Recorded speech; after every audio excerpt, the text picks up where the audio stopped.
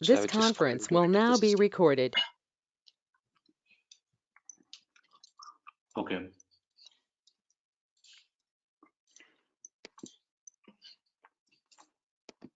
I'm just sharing my screen. Let me know if you can see it. Yeah, I can see now.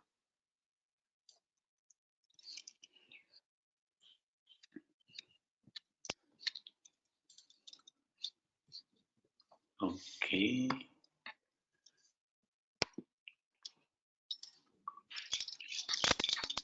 So we have completed the complete master data process. So now before we start into the transactions, the other one which we need to see is the pricing condition determination. How actually the pricing works, both from the procurement perspective and the sales perspective.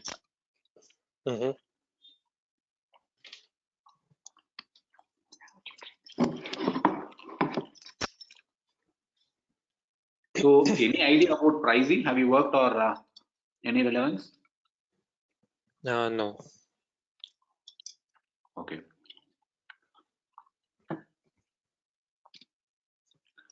Okay. First, we will see about the purchasing pricing. So what is the document that we actually create from a procurement perspective? It's a purchase order. So when you create a purchase order, just forget about SAP or anything. So when you create a purchase order, what are the things that you require to create a purchase order? Okay, let's say the item, obviously, the quantity. Right? Yeah, the purchase price, for sure. Okay. Or maybe if it's multiple places where we buy from, then we specify the vendor. No, vendor is obvious, right? Even if from one vendor also, you have to say from which vendor you are going to buy it, right? So vendor is very much mandatory. Okay. So anything else that you wanted to remind of?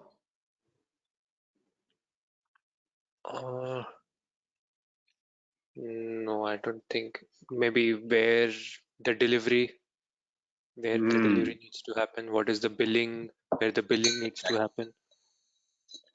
So three major things that you wanted is from whom you are buying, what you are buying, where you are buying.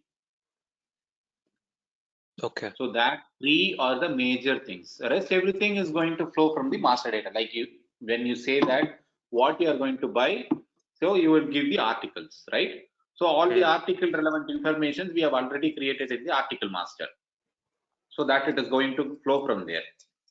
So when you say that from whom you are going to buy, when you feed in the vendor, from the vendor master, all his information is going to flow. And similarly, where you are going to buy, like for which place you are going to buy, the moment you give the site information, all the site informations will flow. But one thing which is tricky is here, what is the price? How I should determine it? That is the key here.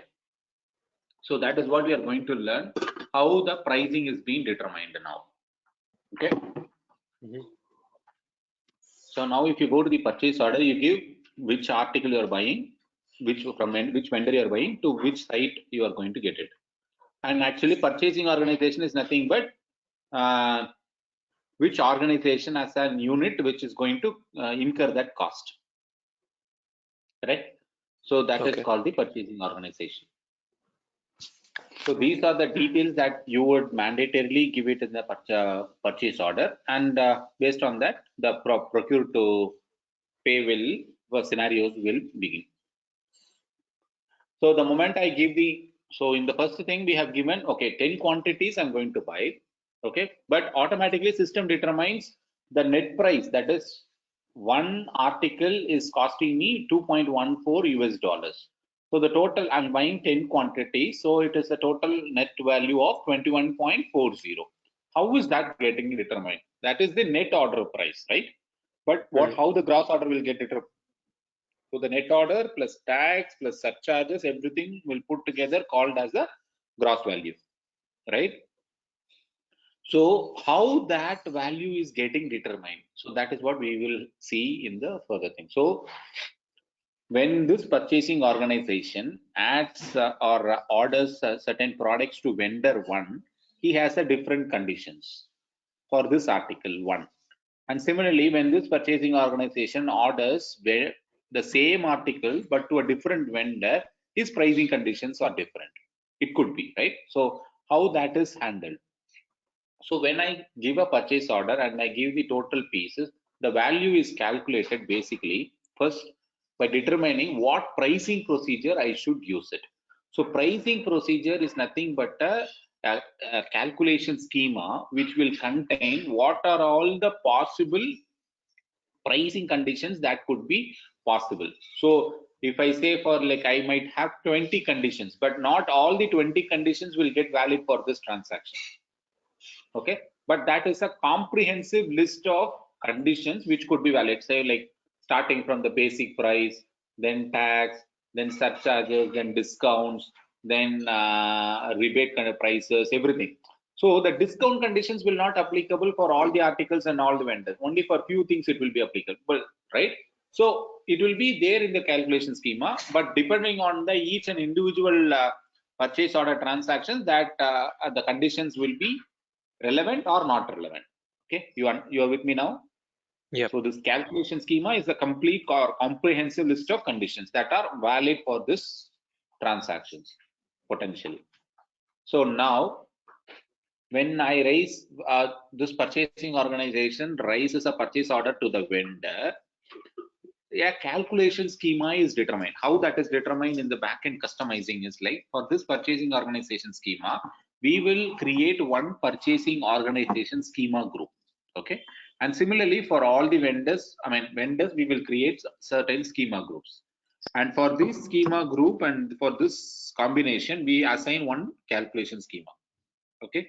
Now we have created the schema group, but we need to assign the schema group in the vendor master, which is the XK01. We created vendor master, right? There we have to go and assign the vendor master. So if it is an import vendor, he could have import duties, correct? If it is a local vendor, he will not have import duties. So to differentiate, you will create two vendor schema group, T1 and T2, okay? But purchasing organization, if you are using central purchasing organization, it will be only one. So it is constant. That is why we are assigning that in the customizing. But since the vendor is a master data, we will be creating as and when required or whenever we have the new business relationship. So it must not dependent on any release or transport, but instead we should be able to manage with the master data itself. So that is why that is kept as a master. So we create for import groups, import schema groups separately, and normal local vendors, we create two different schema groups. When we create all the import vendors in the vendor master record, we assign that T1 schema group, which is for import vendors. And when we create local vendors, we assign the schema group for the local vendors. So automatically, when we create the purchase orders, it will be accordingly in the backend. We will define for these two schema groups, R001 and import, it will be RMISRO. So this schema group or this calculation schema will contain all the import conditions and all those stuff. Similarly, there will be one more entry where R001 and T2 schema group will have RMISR1. So in this schema group or in this calculation schema, you will not have import conditions at all. It will be only local tax conditions, GST and all those stuff. That's it. Nothing will be there. Okay. So when you create a schema group of local vendors, you will assign T2. So when you create any purchase order for this, automatically this RMISR1 will be picked, where no import conditions will be determined at all. You got it? Yep. So from a purchasing point of view, how the calculation schema or purchasing price, calculation procedure is determined is for a scheme, for a vendor and for a purchasing organization schema group, a calculation schema is assigned. Clear? That is done in the customizing. Okay. Okay. Now I said we have determined the condition of calculation schema or pricing procedure. So now in the pricing procedure, it will have different types of conditions and how the final price should be arrived. Okay. So that is what in this pricing procedure it contains. So this is how the pricing procedure will look like. So I will show you it in the system directly, so it is very easy for you. So how the pricing should be calculated and all those stuff is what it is determined. So there are different fields. So like if you look at it, this one, manual, required, and statistical. So manual means if you give any condition type as manual, you can, when you create purchase order, you can manually write the conditions there. Whereas if you give that as a required automatically, then the condition must be pre-created and saved by default. If it is not there, then the system will issue an error that this condition is not maintained. Statistical, it is just for reference purpose, it is displayed. Okay, so that is what. If print indicator is there, when you create a purchase order, this condition type will also be printed, otherwise it will not be. This subtotal requirement and all are for calculating the prices based on some formulas and this thing. Say for instance, you create a net price, but say for instance, you have a basic condition and you have a discount and you have a what do you say? Yeah, basic condition, discount. Then you have the tax added to it. Then you finally get the gross price. Now you wanted to calculate the net price here. How will you calculate a net price? Net price is nothing but the basic price minus discount. That would be your net price, correct? Mm-hmm. So for basic price and discount, you have two conditions, but you don't have, for net price, you don't have anything condition. So what you do, you just give a net price as a subtotal. Okay, you write the formula there and you give it, so that this net price will come and stored in the subtotal. So this subtotal value, you can use it further down in the calculation, or you can use it to print in the purchase order, all those stuff. So that is why the subtotal is used for. Okay. Accrual key or account key and accrual key, there are two things. Account key is basically whatever values that you are getting out of this purchase order, you have to accommodate in a GL account, right, for your further P&L, profit and loss accounting, right? So that that will be the account key. So based on the account key, you can determine the GL. Accrual is nothing but, accrual key is also a kind of a GL. What it does is, like, say for instance, a vendor is saying that if you keep a business relationship with me for a year, where you order a total value of like 1 crore amount, next financial year I will give you 10% discount of whatever you order, right? So now you wanted to account all the transactions that you keep it with that vendor, right? Only then you can say, okay, I have done this transaction as per your requirement, so you give me the 10%, so you can claim that rebate. So in order to do that, whenever you create a purchase order, all this value should go and accumulate in a in a GL value, right, along with the purchase order and what is its value and all those stuff. So that is where you give the an accrual key. Okay, so when this purchase order is saved, that value gets stored there along with the purchase order number, so that at the end of the year, when you run a report, you will get all this and you can submit it to the vendor. Clear? Okay. That is the reason for that. So now coming back to each conditions that you give it in the calculation schema will be created as a condition type. Okay, and that condition type will, say for instance, you can create article sales price based on, for this article or purchase price article, when you buy it, when you buy this article for this purchasing organization from this vendor, this is the price, right? There is also another, you can also go further down. When you buy this article from this vendor for this purchasing organization, and in this site, you will have a special price. You are getting it? So you can go further down levels. So that is called the access sequence. At what level you are going to maintain the condition. You're with me? Yes. So it is like article, site, article, purchasing organization, and vendor is one combination. Article, vendor, purchasing organization, and site. For this four combination, that will be one combination. So these two will be put together in an access sequence. or one, each one is called the access sequence. And now this is the condition type we will see directly in the system, so you don't get confused. So normally how the conditions are normally created is like, whenever you create a condition in the system, you need to give a validity period for which this condition price would be valid for, from date and to date. Okay. So suppose in case you give in this example, as you see, there is a basic purchase price of $2.14 from calendar week 1 to infinite period. That is like ever long it will be 2.14. Suddenly what happens is like vendor is offering you a discount. Okay, from this period to this period, if you buy, I will give you a special price. Okay, say for instance from calendar week 5 to calendar week 7, he is giving you a different price.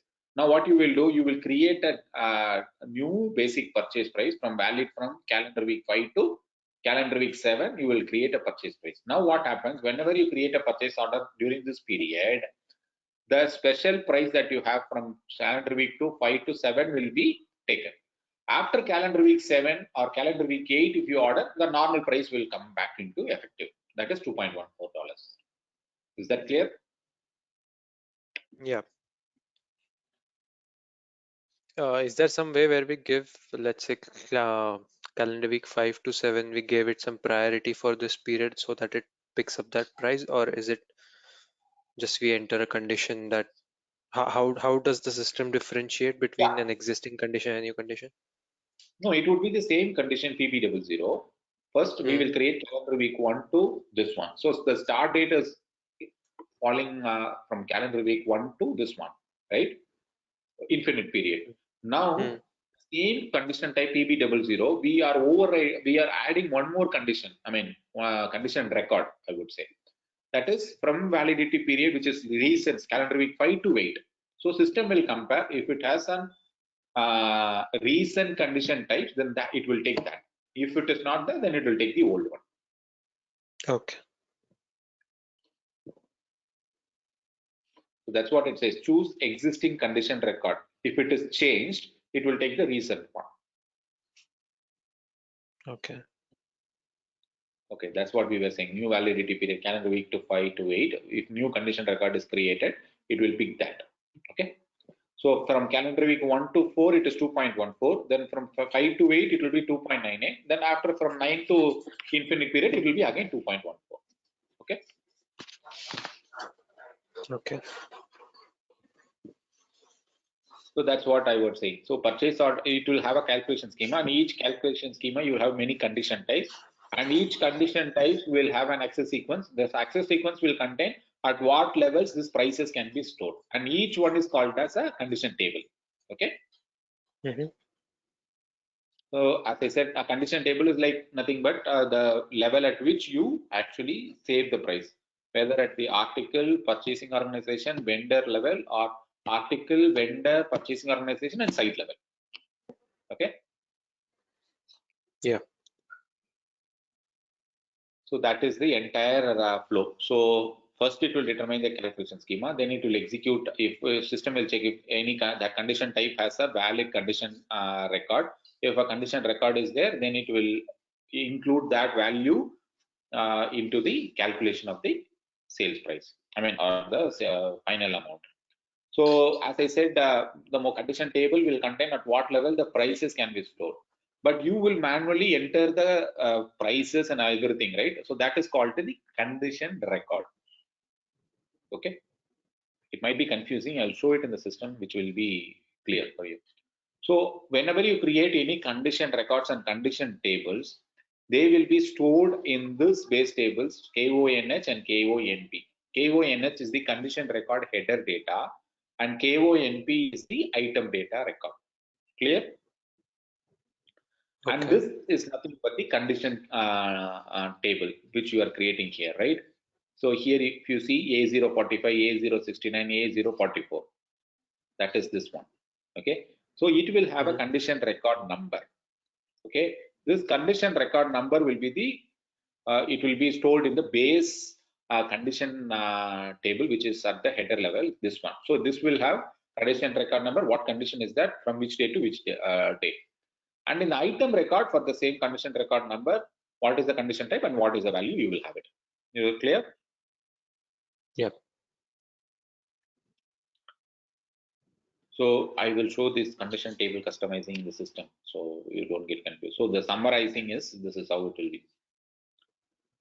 So purchase price. So each condition, for this condition, do you have a condition record? Meaning a condition value is maintained, it will pick. Then it will calculate, and finally the final amount will be arrived.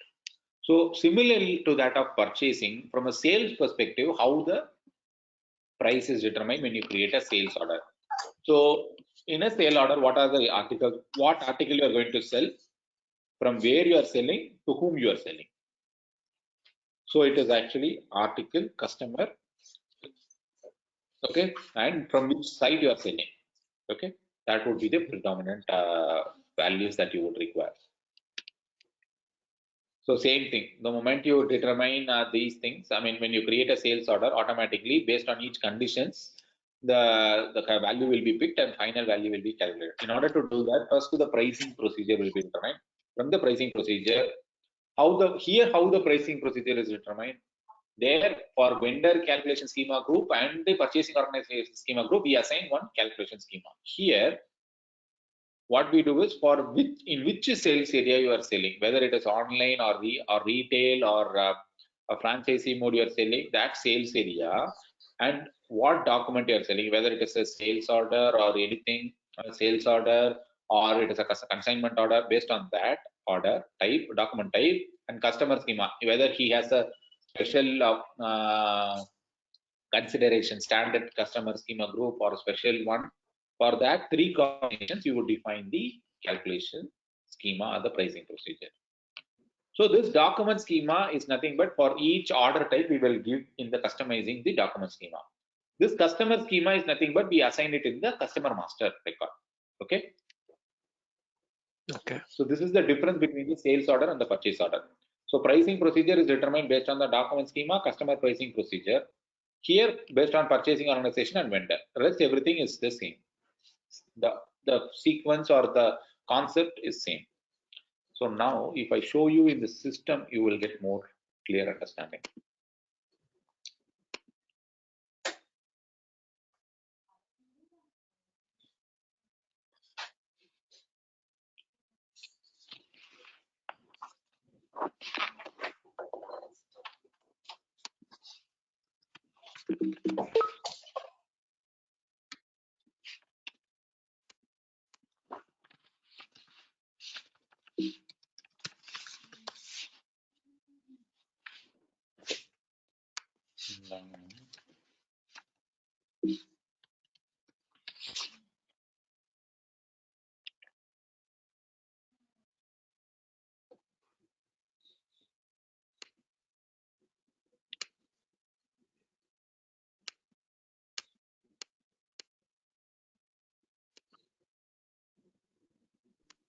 What is the vendor we created?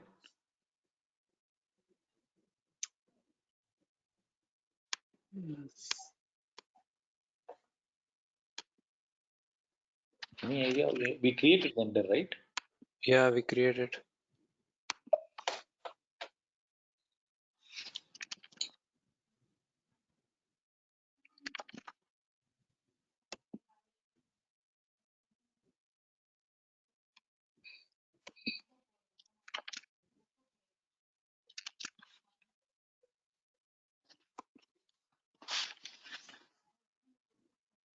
Chronal.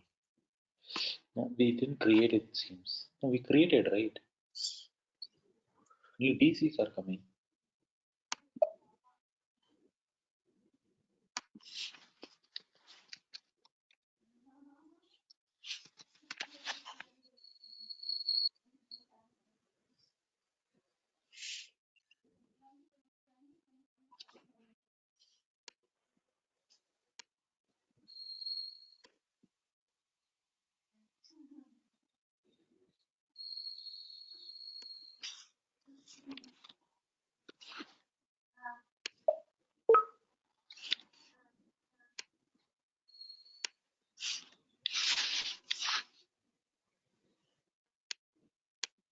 is our company code?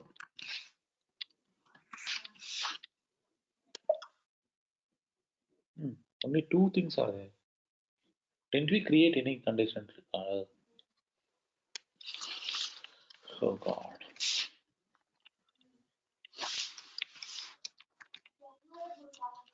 So what were those two? That is DCs, our DCs. Acha.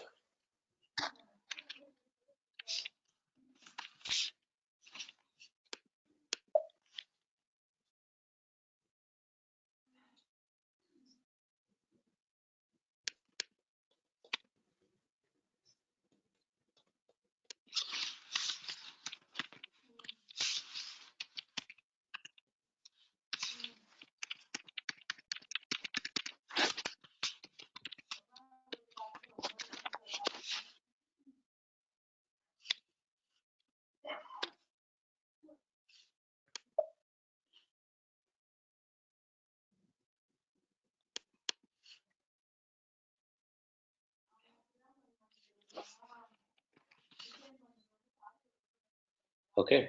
So here, if you look at it,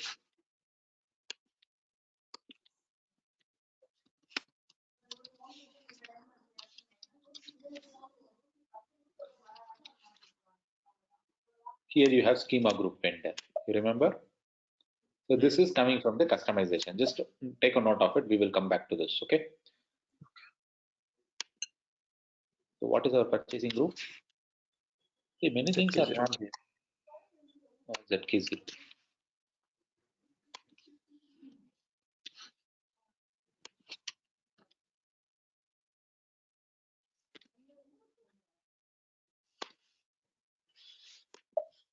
Okay. Now vendor is created. It's just Krunal, right? Hmm. Okay. Now, if you look at it, first let's come to this SPRO. Okay.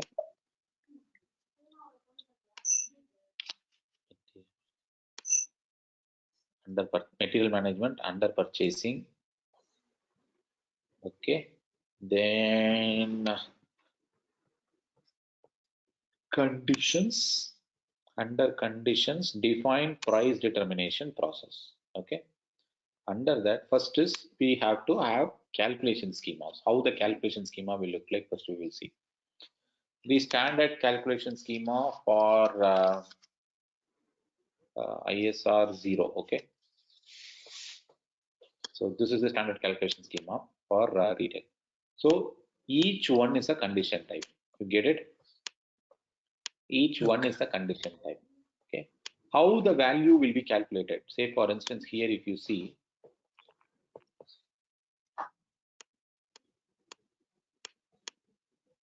you this, it is all basic condition type PB00, PB00, PB1. How the value should be calculated for gross value is from step 1 to 3. That is, in this, whatever value is there, take that as a gross value. That is what the calculation. Either you can do it this way, or you can use via subtotal and requirement to do this things.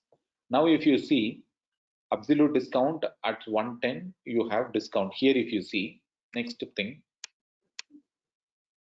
these are all discounts. Okay.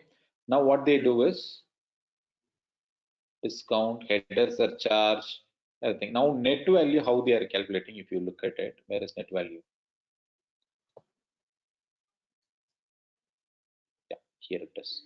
So the net value, how they are calculating is on step 120, they are 120 to 0, they are actually adding and subtracting the conditions. So 0 to 120, they will from 0 to until the latest step, they will calculate. So what happens is this condition is the base price and surcharge is something that it is a negative condition type. Okay.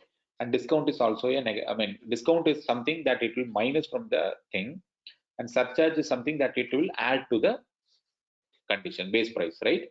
So it is like if it is 100 is my base price, and discount will be first calculated on that. That is, if it is 5%, it will be 5 rupees. 100 minus 5, it will be 95. And for that 95, whatever surcharge, if it is 10%, 9.5. So 95 plus 9.5, 104.5 would be my net value. You're getting it? Yep. That's how the conditions will be calculated. So if I want to show you how that is done is,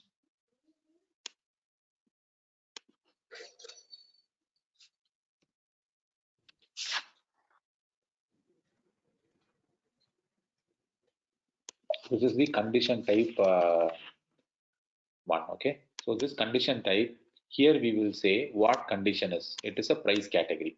Similarly, for discount and surcharges, you have different discount or surcharge, tax, okay, these things. So what it will do is, if it is a discount and if it is on what each quantity level you want to calculate, and this would be the basic price, right?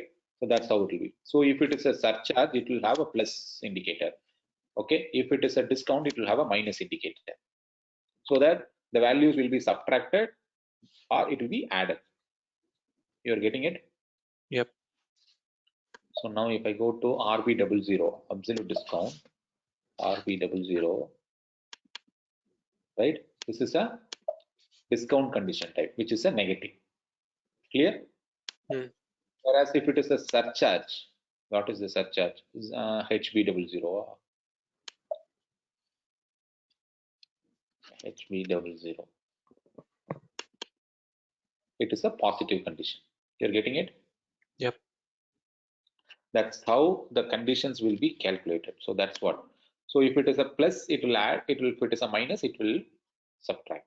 So two ways we can do it. So once the pricing determination is done, I mean calculation schema we determine it. So first thing what we need to do is, first we will do is, first we will go to condition type, which I showed you now. Okay.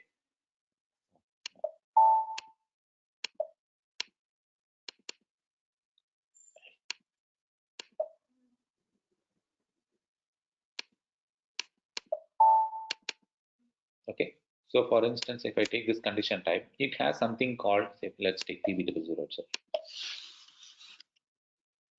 Okay. In this PV00, if you take, you have something called access sequence here. You tag this condition type to access sequence. And this access sequence will contain what are the possible condition tables in which the values can be stored, correct?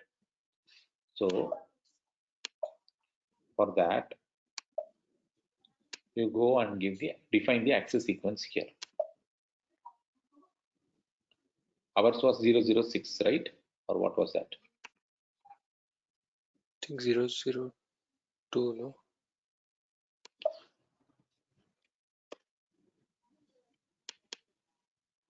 Correct, 002. Okay. So this is the gross price. So for gross price, what are the levels I can store the price?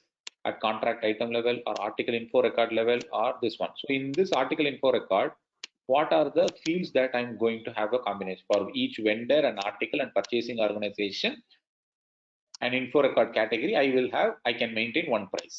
Similarly, at the article info record, you will have vendor, generic article level and purchasing organization level, you can have one price. And similarly,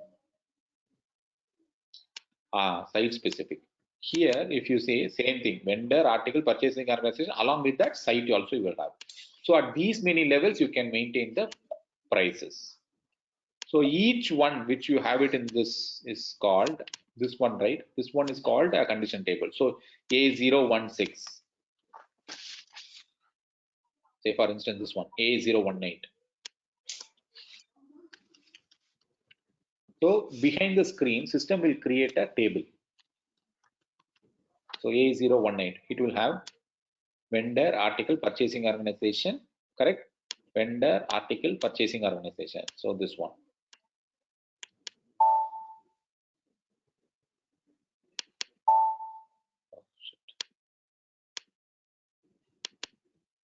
Okay, vendor, okay, vendor, material number, and EKORG and ESOKZ. Okay, for that you will have one condition table created. Similarly, if you take this one, A017, okay,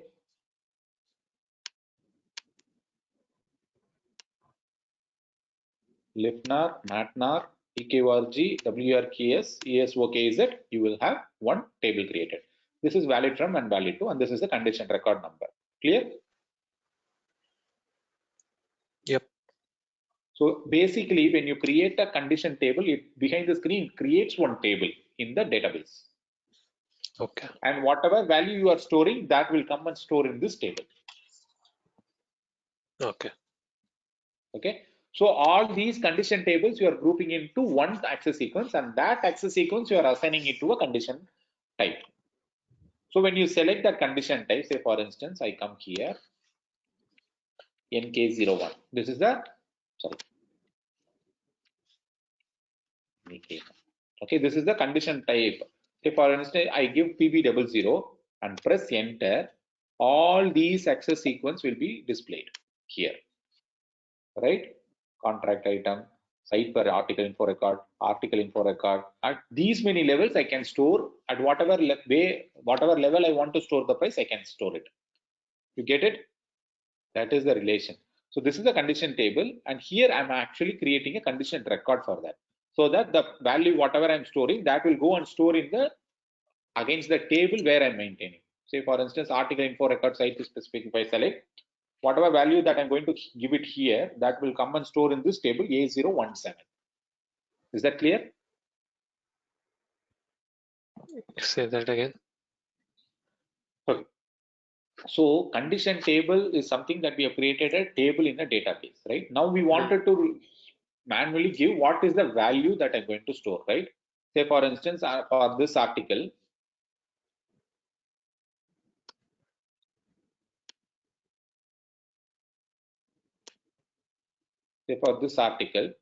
I want to,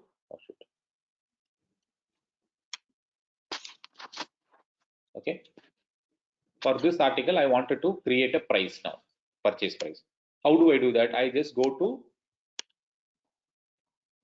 MEK1, okay, I give PB00, I press enter. At what level I want to store article info record? So article info record is A018. I go in, okay. Now for article, this article, okay, and for standard info record, I want to store as a price of 12 per each item. Okay, you got it. Now I save it. Okay, now it is saved. Now what I can see is /n AC16N A018. I give the article. You get it? For against this Krunal vendor and for this article, I have one database entry created. Clear? So condition value, if I want to see what is the value, I go here, go back. KONP is the item table. I give the condition record number. I go back. Now I will know what is the value I have saved. Clear? This is the database relationship. So whenever I create a purchase order for this article, automatically I have, say for instance, now a calculation schema needs to be determined, correct? So for that calculation schema determination, what we do is, here you have define schema group. So first is we define schema group for vendors and vendors. So if you want to define your own, you can create like Y1 Krunal schema group. Okay.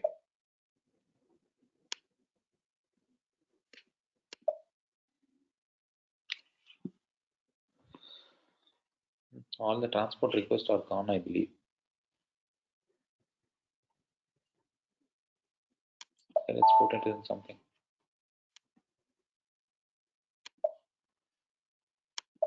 Okay. Now schema group for vendor is created. Similarly, schema group for purchasing organization we have to create. What is that? Should we keep?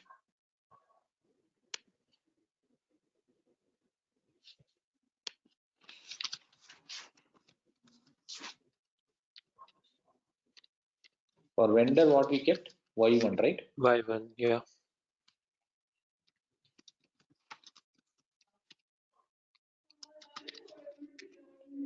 Let's keep ZK01 itself, okay? Mhm.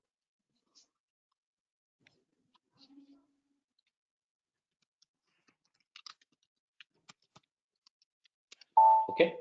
Now I have defined it. Now I need to assign the schema group to our purchasing organization because that is a constant. It's a purchasing organization. We are not going to create often. So what we can do is go to our purchasing organization and I assign our purchasing schema group. Done. Okay. Similarly, I go to our vendor Krunal, go to purchasing data directly, and I will in the schema group vendor I will assign the one which we created for Krunal. Okay. Done. Mhm. Now in the back end, now for these two combinations, we have to define the schema determination. Go to schema, okay, determine calculations for purchase orders, create new entries. Schema group is ZK01, ours is Y1 for this RMISR0. Okay, clear? Okay. This is how we create it. So now, if I go to /n ME21N, this is for the purchase order. Okay, just before we proceed there, so far clear or you have any questions? So first is when you create a pricing determination process, first you create a condition table. At what level you wanted to store the pricing information. And all Mhm. these condition tables, you group it,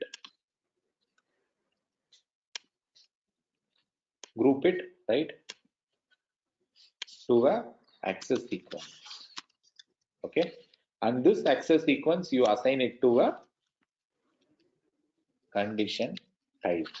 Then you group all the condition types into a pricing procedure, correct? Then you assign this pricing procedure to a schema group. That's how it will work. So for this condition table, normally you create condition records. So condition record is nothing but the one which we created in MEK1. So it goes and stores into this condition table, the values. This is how the pricing process works. Is that clear or any questions? No questions, but No, yeah, but it it's is a a very bit confusing. complex chapter. It is very hard for any beginner to grasp. But basic alone, first you understand. So it is as you work in more consulting field, then you will come to understand. So for now, you just need to understand how the pricing is determined and where all it is being fetched. That's all you need to understand now at this point in time.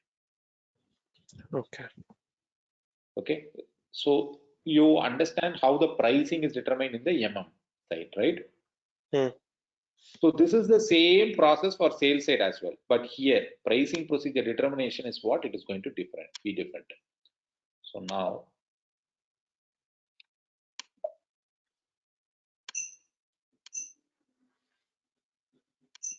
go to sales and distribution,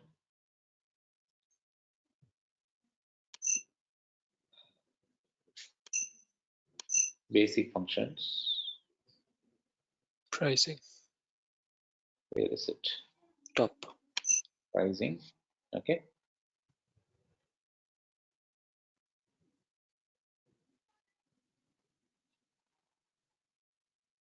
Pricing control.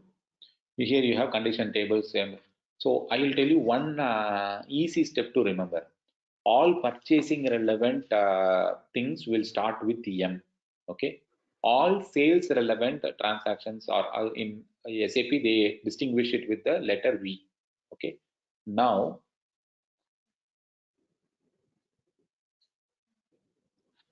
say for instance, for condition type for purchasing side, you have to go out and click on M/06. Okay. It will take you Hmm. to the purchasing condition type. If it is V/06, it will take you to your sales price condition types. Clear? Similarly, m/07, it is the access sequence for the condition type. Similarly, v/07, it is for sales. Okay. m/08 is for pricing procedure for v/08, sorry, v/08 is for sales side. Clear? Just to Yep. give you. So application V means it is sales, M means it's procurement. Okay, just keep that in mind. Okay, rest everything is same. So whatever I was showing, so now only differences for you is here: define and assign pricing procedure. So maintain pricing procedure, which I showed you. This is the same screen. Now we wanted to determine customer pricing procedure. Now let's go to XD02. Okay, Krunal, right? Kunal one, yeah.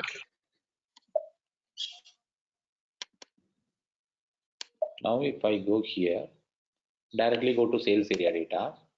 Okay, here you have, see, customer pricing procedure. Okay, 1 2 3, this is what the configuration. Here it is: standard, inclusive of sales tax, standard with rebate and all those stuff. Okay, so this you give it here, right, for customer pricing procedure. And document pricing procedure is something that we assign it in the document type, which is sales order type or procure document type. So here assign document pricing procedure to order types. Here it is. So ours is order type is sales order is order type. Sales document type is called as OR. Okay, so OR is the standard document type. So for OR, document pricing procedure A is assigned, right? Now whenever I create a sales order for, what is our sales organization? ZK01.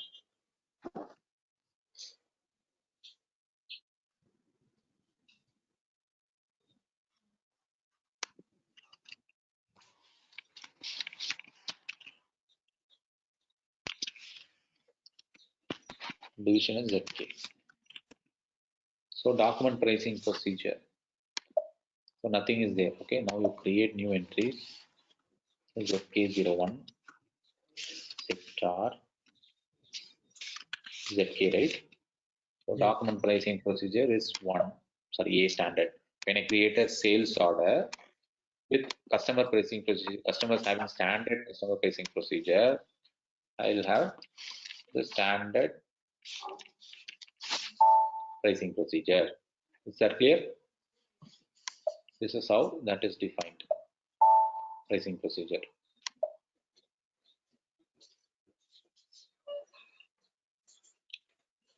Is that clear? So the only difference is what is the sales price, KP0. This is the only difference, how the pricing procedure is determined. That is only the difference in both the MM and SD side. Rest everything is same. Okay. Is it so confusing? Yeah, it is very.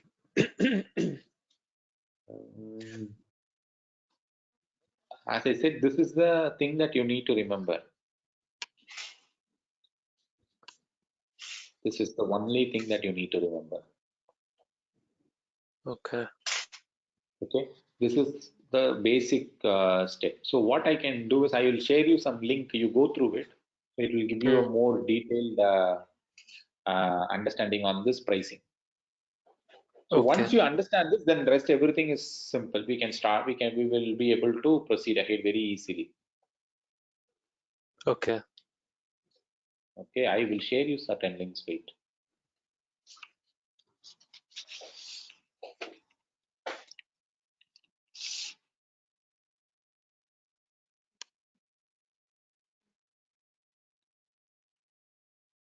Yeah. You can use this links to just read through it.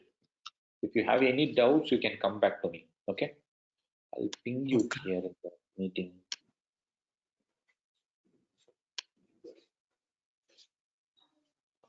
Where is the chat?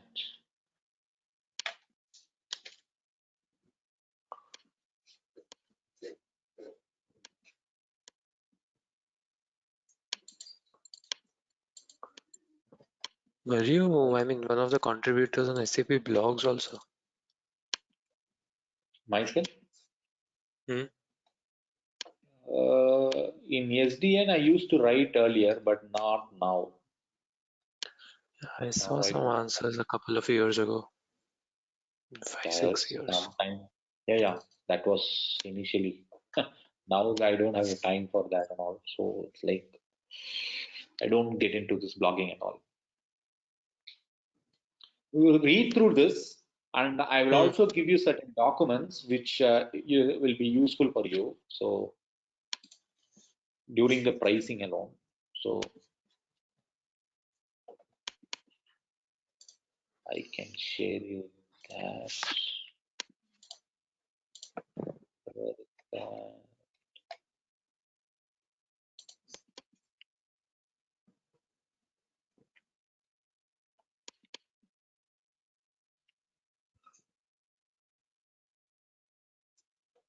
Wait, let me dig through it. Okay. So the pricing I have a certain materials which you can just read through it.